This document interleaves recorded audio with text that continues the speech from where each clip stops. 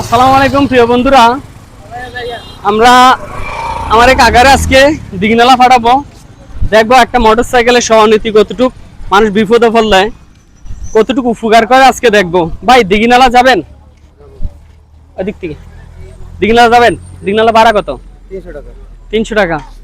কাগজে বিপদে পড়ছেন, যদি 200 টাকা দিয়ে যাবেন আপনি? যাতে বিপদে পড়ছে অবশ্যই যাইতে হবে। আমরা মানুষের সহানুভূতি আছে কিনা একটু দেখতেছি, ঠিক আছে? যদি উনি 200 টাকা দেয় যাবেন? অবশ্যই যাবে, বলতেছে 400 টাকা আছে, চিটাং পর্যন্ত যাইতে হ্যাঁ, যাইতে হইব। চিটাং গেলে তো অবশ্যই ভাড়ার দরকার আছে। এর দিকে যদি আমি 300 টাকা নেই, 100 টাকা তো চিটাং যাওয়া সম্ভব না। হ্যাঁ। তো 200 টাকা দিয়ে দিঘিনালা নিয়ে যান, এই ফুকেটলে করেন কেমন? আচ্ছা ঠিক আছে। আমরা আপনাকে পরীক্ষা করলাম, মানুষের সহানুভূতি কতটুকু আছে দেখলাম। ধরেন প্রিয় ভাই, আপনাকে 300 টাকায় দিলাম। মানুষের সহানুভূতি দেখানোর দরকার আছে, কারণ রাস্তাঘাটে মানুষ বিপদে পড়ে অনেক।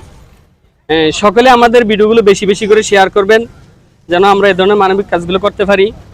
সকলকে ধন্যবাদ, শেয়ার করে পাশে থাকুন। ঠিক আছে ভাই, আল্লাহ হাফেজ, আচ্ছা ঠিক আছে। সুস্থ মতো যান।